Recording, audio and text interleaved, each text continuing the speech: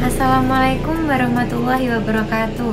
Perkenalkan, nama saya Ananda Oktaprisari Kurnia Putri dengan NIM 1262052120103. Absen 34 dari kelas PGMI 1B.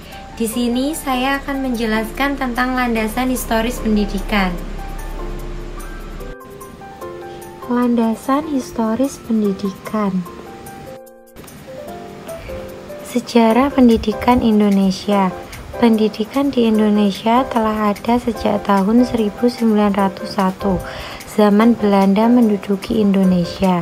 Saat itu Indonesia mendirikan sekolah-sekolah di Indonesia untuk kalangan pribumi. Namun seiring berjalannya waktu, sistem pendidikan di Indonesia sudah mulai berkembang terlepas dari campur tangan Belanda.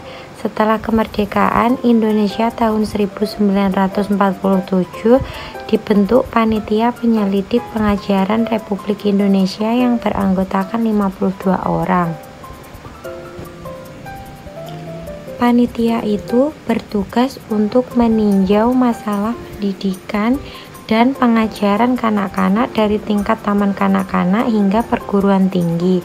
Selain itu, hal lain yang juga menjadi perhatian panitia ini adalah terkait rencana pelajaran, organisasi, pemeliharaan isi pendidikan, dan pengajaran.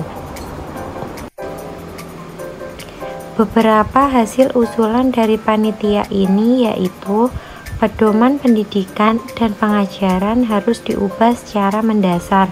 Khusus mengenai pengajaran diharapkan agar bisa mendapat tempat yang teratur dan seksama.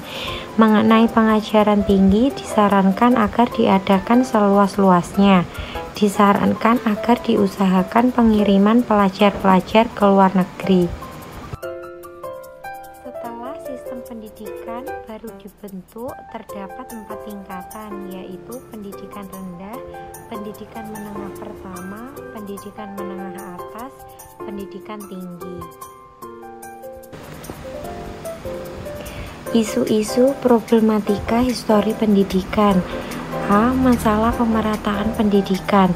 Masalah pemerataan pendidikan ini timbul karena masih banyak warga negara yang tidak ditampung dalam sistem pendidikan karena kurangnya fasilitas pendidikan. B. Masalah mutu pendidikan. Mutu pendidikan menjadi sebuah masalah karena kebanyakan hasil yang dinilai dari sebuah mutu itu hanya dinilai dari sebuah nilai kognitifnya atau nilai akhir dari ujian nasional, dan mutu nilai tersebut harus sama antara desa dan kota. C. Masalah otonomi daerah dalam bidang pendidikan.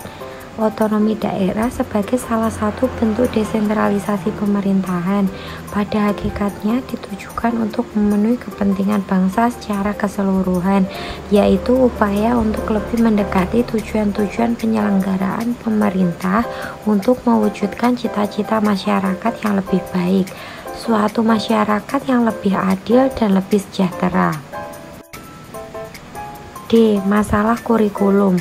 Perkembangan kurikulum di Indonesia selalu berubah-ubah dalam pendidikan masa kini.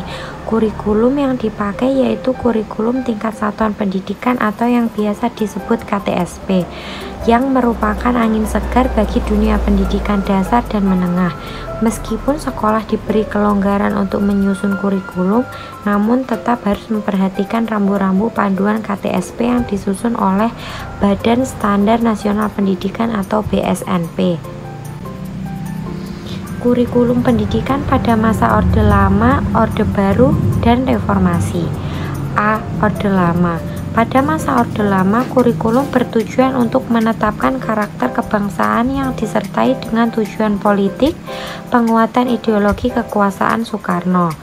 B. Orde Baru. Pada masa Orde Baru, tujuan kurikulum adalah untuk memperkuat ideologi Pancasila dan pembangunan negara. Pada masa ini telah terjadi 4 kali pergantian kebijakan kurikulum. C. Reformasi. Bagi anak-anak yang berusia 3 tahun, mereka sudah dapat memasuki taman kanak-kanak. Meskipun pendidikan ini tidak wajib bagi warga negara, tetapi tujuan pokoknya adalah untuk mempersiapkan anak didik masuk sekolah dasar. Sekian video dari